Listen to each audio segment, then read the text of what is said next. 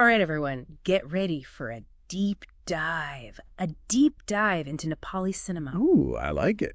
So you're interested in, like, how it's making a splash on the international film festival scene, right? Right. Like, what does that mean for its future? Exactly, yeah. Well, we got some really fascinating excerpts from a research paper titled Nepali Cinema, International Film Festivals and Industry Development. Oh, cool.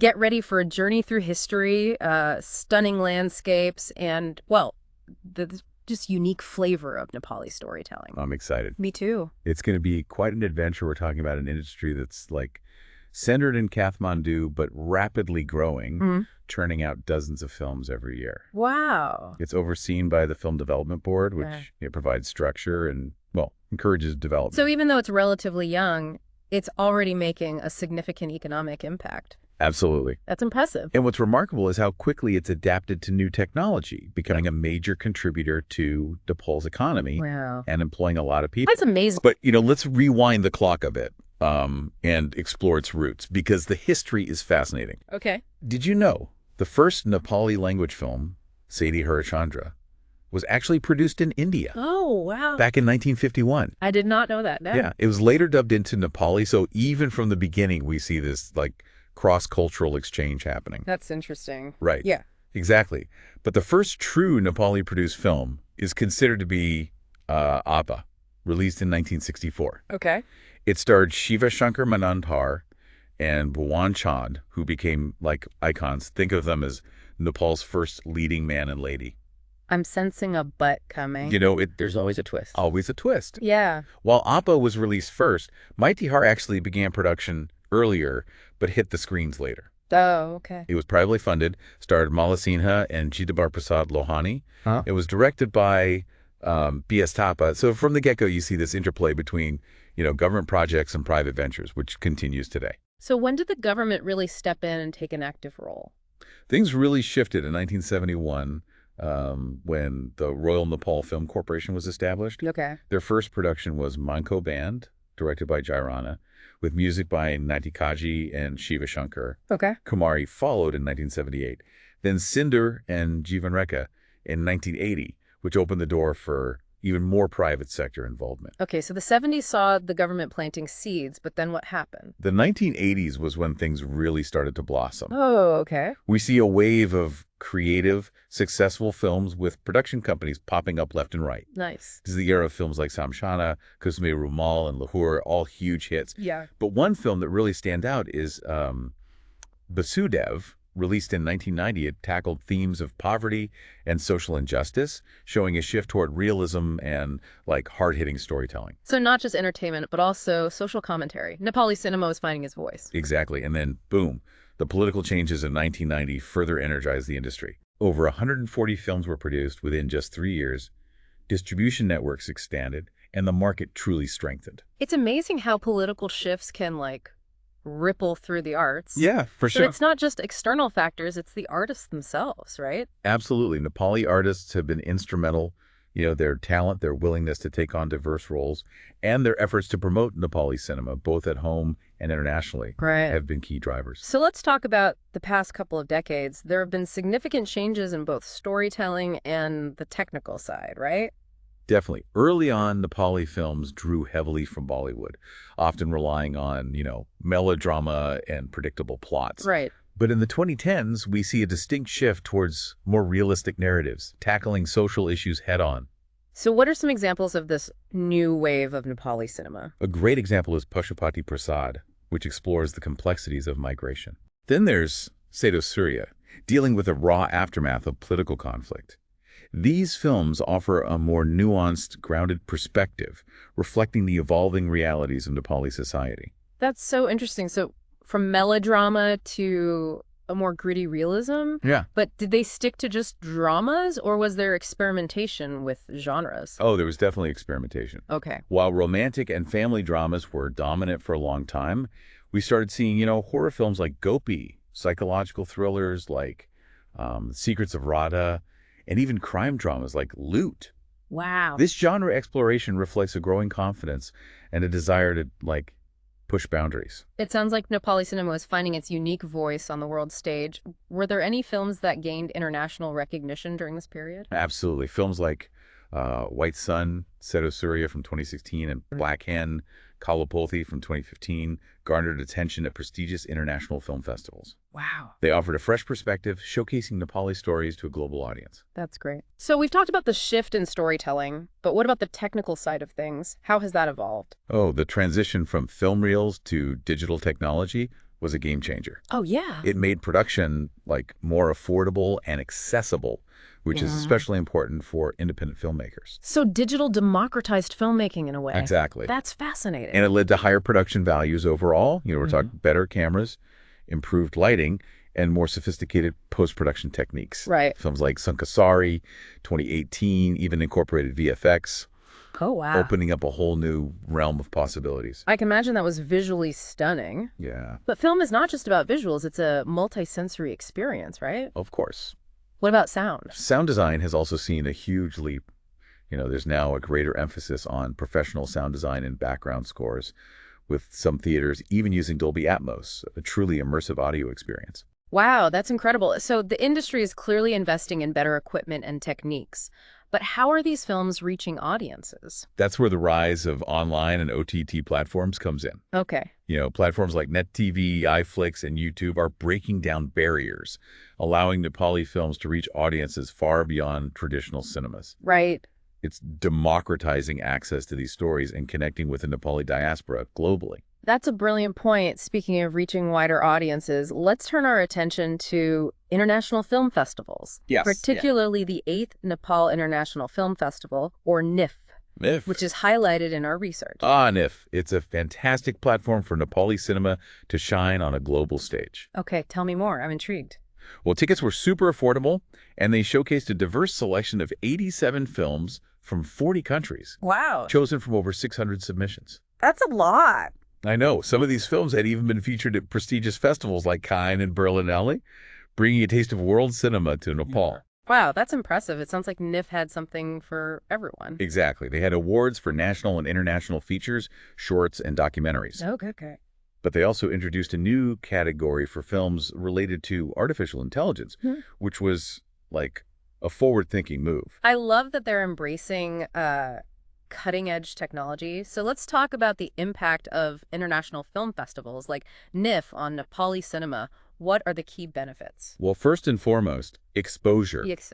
Festivals introduce Nepali films and culture to a much broader audience, potentially opening doors for collaborations and distribution deals. Yeah. Imagine a Nepali film getting picked up by a major international distributor.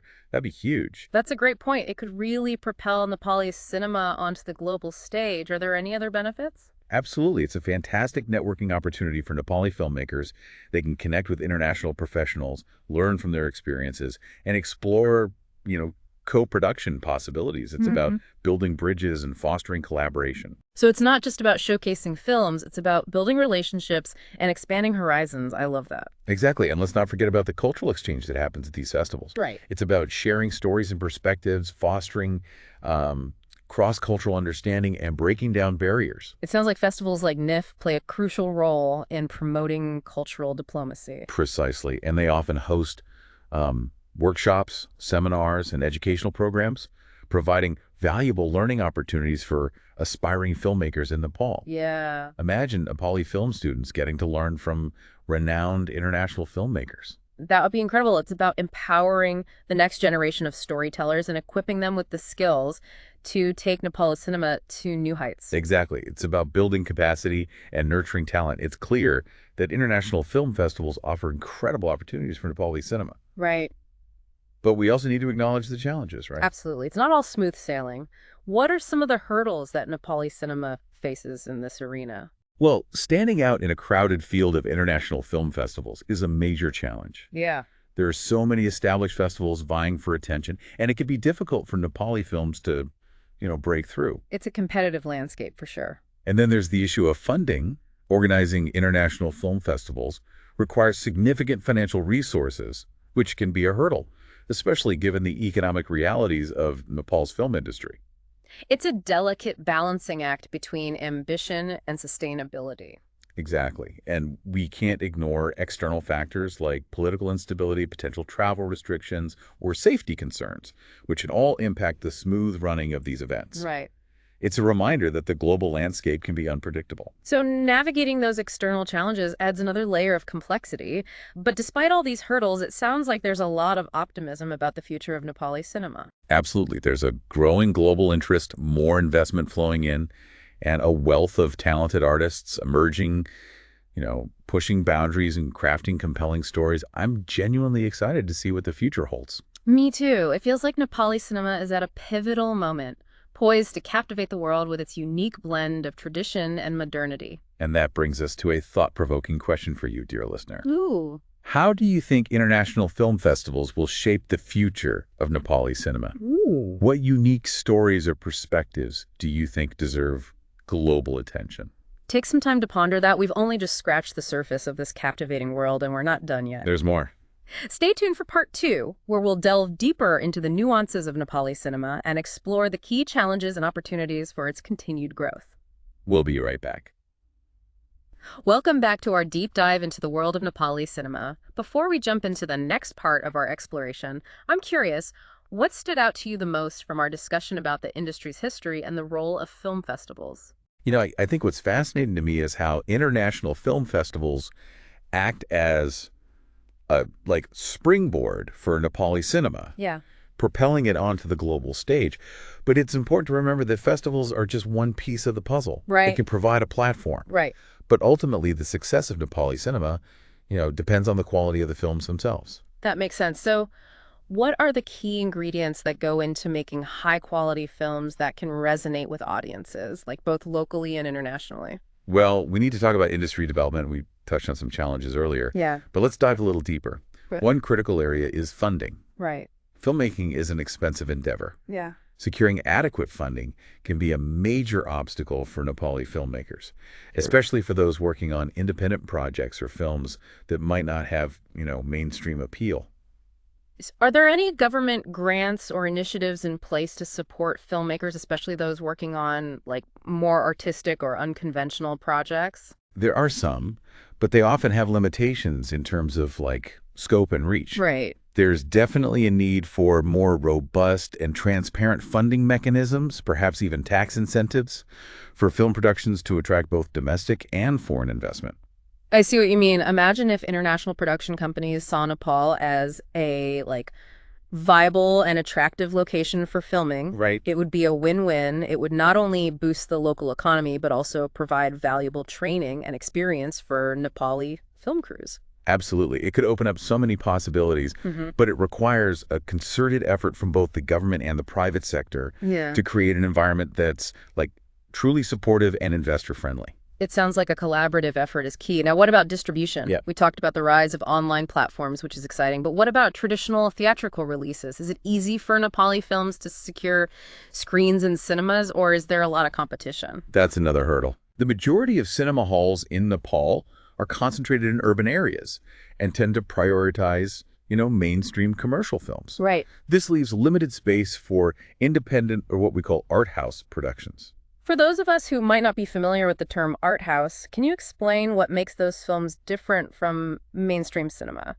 Of course, art house films often focus on, character development, artistic expression, and exploring more complex themes. They might not have the same mass appeal as big-budget blockbusters, but they offer a different kind of cinematic experience. So if most cinemas prioritize mainstream films, does that mean there's a risk of creating a kind of echo chamber where only certain types of films get seen? That's a valid concern. It limits the diversity of voices and perspectives being represented on screen and can create barriers for filmmakers who are trying to tell stories outside of the mainstream. So how do we address that challenge and make sure that a wider range of films get seen? Expanding the distribution network is crucial. This could involve establishing dedicated art house cinemas or exploring alternative screening venues like, community centers or cultural spaces. I love that idea. Making those films more accessible to diverse audiences could really enrich the film culture. Exactly. And it's not just about distribution. We also need to talk about film education. Ah, yes. A well-educated filmmaking community is essential for any industry to thrive. So what's the state of film education in Nepal? Are there film schools or universities that offer like specialized courses? There are a few, Yeah. but they often face limitations in terms of resources, faculty, and infrastructure. Right. There's a real opportunity to partner with international film schools, perhaps through exchange programs or collaborative projects, to enhance the quality of film education in Nepal. That would be amazing. I can imagine how beneficial it would be for Nepali film students to learn from renowned international filmmakers, bringing back new techniques and perspectives to enrich the local industry. Exactly. It's about creating a pipeline of talent that can sustain and elevate Nepali cinema for years to come. It's not just about technical skills either. Right. It's about nurturing creativity, critical thinking, and a deep understanding of cinema as an art form. So we've covered funding, distribution, and education. Are there any other key areas that need attention when we talk about the future of Nepali cinema? There's one crucial aspect that's often overlooked, film criticism. Ooh, interesting. A robust and informed film criticism culture is essential for any striving film industry. I completely agree. Constructive criticism can be so valuable for filmmakers, and it can help audiences engage with films on a deeper level. So, what's the film criticism scene like in Nepal? Are there dedicated film critics and publications? There are some, but it's still a relatively young field. We need to cultivate a more critical and analytical approach to film discussion, perhaps through film clubs, workshops, or even academic programs focused on film theory and criticism. I love that idea. Imagine a community of film enthusiasts coming together to like dissect films, debate their merits, and engage in like thought-provoking discussions. It would elevate the whole discourse around cinema. Precisely. It's about creating a culture that values and appreciates cinema not just as entertainment, Right. but as a powerful medium for storytelling, social commentary, and artistic expression. So we've talked a lot about the structural challenges, the areas where there's room for growth. But what are some of the things that Nepali cinema is already doing well, things that are contributing to its success? One thing that stands out to me is the strong sense of cultural identity that shines through in Nepali films. Yeah. They often weave in elements of traditional music, dance, and storytelling, which adds a richness and authenticity that's, captivating. It's like they're capturing the soul of Nepal and sharing it with the world through the magic of cinema. Exactly. And another strength is the willingness to tackle complex social issues. Right. Nepali filmmakers aren't shying away from difficult conversations, which is admirable. It's about using film as a platform for social change and sparking meaningful dialogue. Precisely. And let's not forget about the breathtaking landscapes that often serve as backdrops for these stories. Oh, yeah. From the majestic Himalayas to the lush valleys, those visuals are truly captivating and add another layer of depth to the storytelling. It's like the landscape itself becomes a character in the film. Exactly. So we've covered a lot of ground, from the challenges of funding and distribution to the power of film education and the importance of fostering a strong film criticism culture. It's clear that Nepali cinema is on an exciting journey. It truly is. There's so much potential, so much talent, and a growing global interest in these unique and captivating stories. And that brings us to another thought-provoking question for you, our listener. Ooh, I like it. How do you think Nepali cinema can leverage its strengths and overcome its challenges to reach its full potential, both domestically and internationally? It's a question worth pondering, and as we move into the final part of our deep dive, we'll explore the cultural significance of Nepali cinema and what it reveals about the nation's identity, values, and aspirations. Stay tuned for part 3, where we'll uncover even more layers of this fascinating cinematic landscape. Welcome back to our deep dive into the captivating world of Nepali cinema. We've explored its history, its journey onto the international stage, and even delved into the industry's, inner workings. Now let's shift our focus to something really special, the cultural heart of Nepali cinema. It's fascinating how Nepali cinema acts as a mirror reflecting the nation's identity, values, and aspirations. It's a way for Nepalists to see themselves, their stories, and their culture brought to life on screen. And for those of us outside Nepal, it offers a unique window into a world we might not be familiar with, giving us glimpses into the country's rich traditions, social dynamics, and even the challenges it faces. It's exactly. Early Nepali films often centered around themes of family tradition and rural life, showcasing the country's strong cultural roots and the importance of community. Think of it like a cinematic tapestry woven with threads of shared values and experiences. It paints a vivid picture of Nepali life, but as Nepal itself underwent social and political transformations, did its cinema evolve as well? Absolutely. We see a shift from those idyllic portrayals to films that grapple with contemporary issues like migration, urbanization, and political conflict. It's a reflection of the changing realities of Nepali society, the joys, the struggles, and the complexities. So Nepali cinema isn't shying away from difficult conversations. Not at all. This shift toward realism and social commentary is crucial. It allows filmmakers to engage with contemporary debates, challenge societal norms, and spark conversations about important issues. It's like cinema becomes a platform for dialogue, a way to process complex realities and explore different perspectives. It's empowering, isn't it? Using the power of storytelling to raise awareness and drive change. Absolutely. And let's not forget the role of language.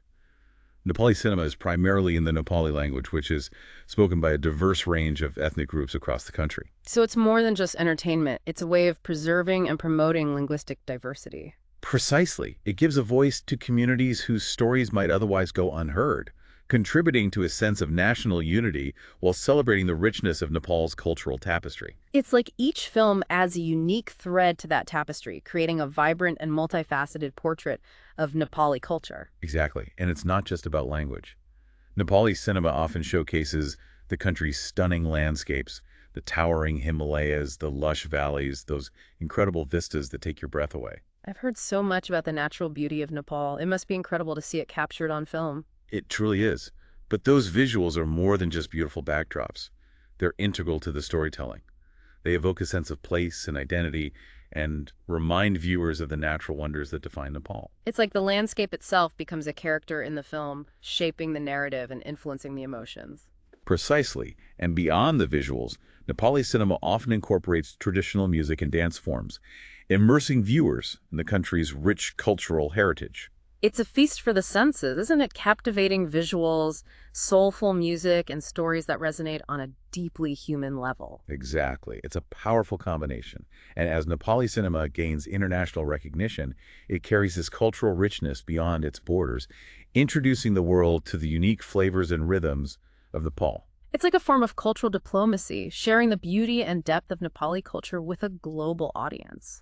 I love that cultural diplomacy. That's a perfect way to describe it. And as Nepal navigates the complexities of modernization and globalization, its cinema plays a crucial role in shaping national identity-preserving traditions while embracing new ideas and perspectives. It's like finding that delicate balance between honoring the past and looking toward the future. Exactly. It's a testament to the power of storytelling to connect us across cultures, languages, and borders, reminding us that while we may come from different backgrounds, our shared human experiences bind us together.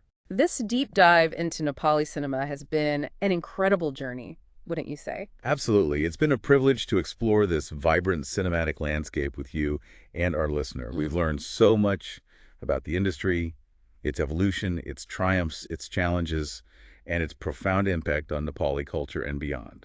It's been a true celebration of storytelling, and as we wrap up our exploration, I'd love to leave our listener with one final thought. What are you most hopeful for when you think about the future of Nepali cinema? What fills me with hope is the passion and dedication of Nepali filmmakers.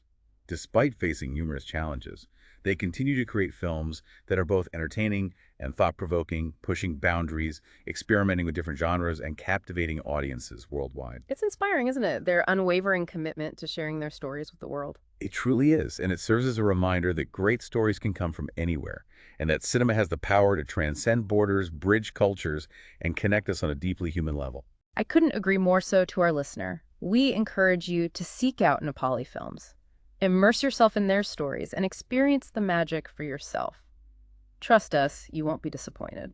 And that concludes our deep dive into the world of Nepali cinema. We hope you enjoyed the journey as much as we did.